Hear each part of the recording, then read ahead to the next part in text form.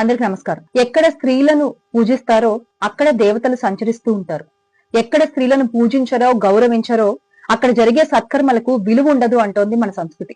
అలాంటిది మన దేశంలో, ముఖ్యంగా మన రాష్ట్రంలో మహిళలకు రక్షణ లేదు. సరే, కనీసం గౌరవం కూడా దక్కట్లేదు. ఈ రోజున నలుగురికి మంచి చెప్పాల్సిన పరిస్థితుల్లో ఉండి కూడా ప్రజా ప్రతినిధులు మహిళలకి కనీస గౌరవం ఇవ్వకుండా మాట్లాడుతున్నారు.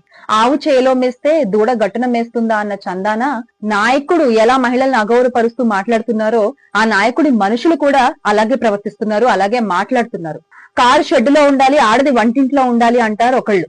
మీకు జీతాలు ఎందుకు, రూమ్లు కట్టిస్తాను, రాత్రంతా సంపాదించుకోండి అంటూ డ్వాక్రా మహిళలను ఉద్దేశించి మాట్లాడతారు ఇంకొకళ్ళు. ఆడది కనిపిస్తే ముద్దైనా పెట్టాలి, కడుపైనా చేయాలి అంటారు ఇంకొకళ్ళు. అసలు అంటే ఒక ప్రజా ప్రతినిధిగా ఉంటూ ఒక ఉన్నత స్థానాల్లో ఉంటూ నలుగురికి మంచి చెప్పాల్సింది పోయి వీళ్ళు మాట్లాడే మాటలు వింటుంటే అసలు వీళ్ళని ఏమనాలో అర్థం కాని పరిస్థితి. నిన్నటికి నిన్న చినరాజప్ప గారు ఏమన్నారు? ఎమ్మెల్యే అభివృద్ధి పనులు చేయకుండా కౌన్సిలర్లు వెధవ ముండల్లా ఇంట్లో కూర్చుంటున్నారు అన్నారు. ఇలాగేనా మీరు మహిళల గురించి మాట్లాడేది? ఇలాగేనా మీరు మహిళల్ని చూసేది? ఇలాగైనా మీరు మహిళల్ని గౌరవించేది? చినరాజప్ప గారు, మీరు మాట్లాడింది తప్పు. మీరు మాట్లాడిన ఈ మాటల్ని వెనక్కి తీసుకుని బహిరంగంగా మహిళలందరికీ క్షమాపణలు చెప్పాలని మేము డిమాండ్ చేస్తున్నాం. మీరు ఇలాగే గనక కొనసాగితే రాబో రోజుల్లో మహిళల ఆగ్రహానికి గురికాక తప్పదు అని హెచ్చరిస్తున్నాం. దయచేసి గమనించగలరు.